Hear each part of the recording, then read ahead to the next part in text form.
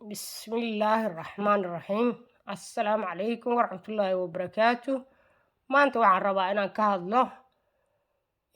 gudniinka oo laga mamnuucay maamul goboleedka Puntland. Gudniinka noocu yahayba waa laga mamnuucay maamul goboleedka Puntland, taas oo waxaa ka hadlay maxaan ku iraaday jadiito wadaadada Puntland baa yiri xoogaa qaylqayliyo yiri war gudniinku waxa weeyaan waa sunna iyo sunna weeye in yar gabadha in laga taabto. muxuu haytay taasna waxaa kala hadlay dowladda kala hadashay oo tiri hadda anaga dacwad iyo wasiirada dowladda Puntland baa tiri haddaad rabtaan dadka ha kicinina ha dhibaataynina dadka haddaad dood qabtaan anagu diinta waa naqaanaa wadaadda kalena waa idin haynaay xaalay noo imaad oo nala dooda. waxaa wadaadada la saftay boqorka Puntland oo dee dhaqan ahaan ula safanaya. waxaa ka hadlay oo kale taas wadaadad badan baa ka hadlay, horena uga hadlay, gadaalna uga hadlay. kuwa kasoo horjeeda waxaa ka mid ah Sheekh Umal baa ka mid ah oo isticmaalay xadiis la yiraahdo xadiis ka hadlaya daahirada ka hadlaya kaase uu nebigu yiri nin iyo naag isguday hadday jameeco sameeyaan ha qubaystaan. waxaa haddana ka hadlay horena uga hadlay haddana ka hadlay markii arrintaan soo cusboonaatay Sheekh Maxamed Cumar Dirir waa sheekh inuu yahay reer Jabuuti inuu yahay jeclahay sheekh diinta islaamka si fiican u yaqaano waa. marka sheekhaasi wuxuu yiri xadiistan ka hadashay kuwa daciif oo lama soo qaadan karo lama dhigi karo waxa weeye lama isticmaali karo weeye. meeshaan arrinkan waa lagu qaybsan yahay gudniinka gabdhaha. qolo waxay leedahay lama gudi karo gabdhaha, qolana waxay leedahay waa sunno in la taabto wax yar laga taabto. marka wax tuutale ahaanba la isku raacsan yahay baba ahanba waa arrin khilaaf ka taagan yahay, khilaaf ka jiro.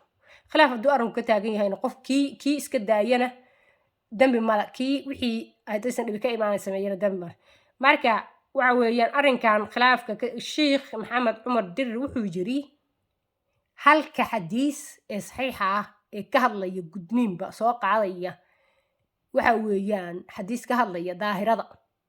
xadiiskaasna wuxuu ka hadlaya wuxuu yiri carabtu asalkii horeeto intaysan diinta islaamka imaanin waa isgudi jireen nimankooda iyo naagahooduba. caado ay lahaayeen weeye carabi lahayd weeye waa markay gaalada ahaayeen oo ay lahaayeen ay samaysan jireen muxuu ahay jadiito ilaahyada badan ay samaysan jireen. waa caado dhaqan oo ay lahaayeen in isguda. markii diinta islaamka timid baa wuxuu nabigu isagoo la hadlay daahira ka hadlay baa wuxuu yiri nimankiina iyo naagihiina gudanow waa awal ba isgudi jireen soo ma muxuu ahay haddaad jameeco samaysaan qubaysta oo ka daahirsada. marka wuxuu yiri dee wuxuu ka hadlay nabigu dadkaana awal ba isgudi jireen dad awal isgudi jiray weeyaan ee gudniin cusub kamuu hadlin. meel nabigu ku yiri dumarkan hala jarjarana ma jidho. waxaa kaloo ka hadlay Sheekh Shibilla isna ka hadlay oo la hadlay dadkan dibadaha jooga gabdhahooda jooga yiri ha gudniina gabdhihiina sababta ku tahay hadday gudaan gabdhihiina waxa weeyaan horta waa meel waa arrin aan la isku waafaqsanayn ee la isku dhaafsan yahay arrinkaani oo waxay sheekhu yiri haddii la iska daayana dhib male haddii maaragtay marka Sheekh Shibil wuxuu yiri gabdhihiina dadka dibadaha jooga wadamada ay sharci darrada ka tahay in la gudo gabdhaha yaan la gudin gabdhihiina.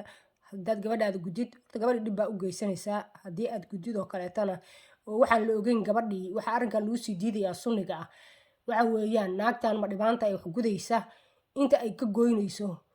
garan mayso wax maxaa sunno ah diin ma taqaana badanaaba maxaa sunno ah ma fahmayso. waxay caad ahaan u lahaan jireen inay gabdhaha qalaan oo jir xubinta dhan soo gooyaan bay caad ahaan u lahaan jireen marka fahmi mayso inta ay geynayso. meesha tanna waxa waaye midda la leeyahay waa sunno oo waxa weeyaan ma aha sunno ma akada ma ahana waxa weeye waa iska sunna la yiri haddii marka aad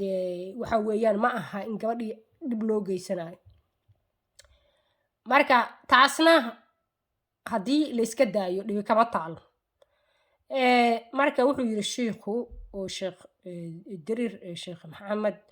Cumar Dirir cadeeyay sunnada tan xataa in la isku haysto inay saxiix tahay iyo inay tahay meel uu nabigu ku cadeeyay ma jirto. xadiiskaana ka hadlamayo guddiin wuxuu ka hadlayaa maxaan ku irahday jadiito daahiru ka hadlaya marka waxaa kaloo ka hadlay sheikh isagu maraykan ah oo kuwaan madowga maraykanka ah oo markuu soo hadlayay hargeysa meelaha joogay oo isna yiri inuu wax oo caloon yani cilmigiisu aqoonta islaamka uu aad ugu fiican inuu yiri muxuu ahay jadiito inay tahay arrinkaani ay tahay madnuuc ay ka tahay oo islaamka aan loo soo aroorsan karin taasuu sheegay waxaa si fiican kale uga hadlay sheikh kaloo isna Canada jooga oo diinta islaamkana si fiican u yaqaan aqoon kalena leh isaga wuxuu 5 gabdhood baan leeyahay anigu 5 gabdhood midna ma gudin waxa weeye meel ku soo aroortayna in gabdhahan la gudana ma jirto ay dadkan isticmaalaya kuwaan marka dadkan wadaadadan kale isticmaalaya waxay ka wadaan dadkan dhaqan bay ahayd waxa kale waa dhaqan iyo caado aan lahaan jirnay waaye oo dhaqankii iyo caado aan lahaan jirnay oo ahayd maxaa gabdhaha fircoon loogu gudaayay waxaa loogu gudaayay in gabadhan la kontrolo oo muxuu ahay jadiito aysan maaragtay aysan ay bikra ahaato bikrada saa laguma noqday jirka la isku karkaray bikradu maaha bikradu waa waxa hoosta ku jira gudaha ku jira marka dhibaatooyinka gudniinkan uu leeyahay gudniinku markii la yiraahdo dadka sunnada u guda waxa weeye qaar waxay u gudayaan gudniinkii fircooniga ah ay gabdhaha badan ku sameeyaan qaarna waxay u gudayaan inay maaragtay in badan gooyaan oo dhiig ka keenaan dhibaato u keenaan waa arrimo aan diinta ogolayn weeyaan ma fahamsana naagtan gudayso maxaa sunno ah maxaa intee in la eg baa laga waxayn karaa ma fahamsana ay kan waalidkaana ma fahamsana qaar waalidka qaar waxaa ku jira raba fircoonigii rabaa jira marka arrinkan si aan maaragtay dambi loogu dhicin gabdhahan yararka aan dhibaato loogu samaynin ba arrinkaas dowladda Puntland madnuucday waana ku mahadsan yihiin waana ka sii hadli doonaa arrinkaas haddii alla idmo meesha tan waxaa waaye sheerka ku dhufo laagta ku dhufo gambaleelka taabo assalaamu calaykum waraxmatullaahi wabarakaatu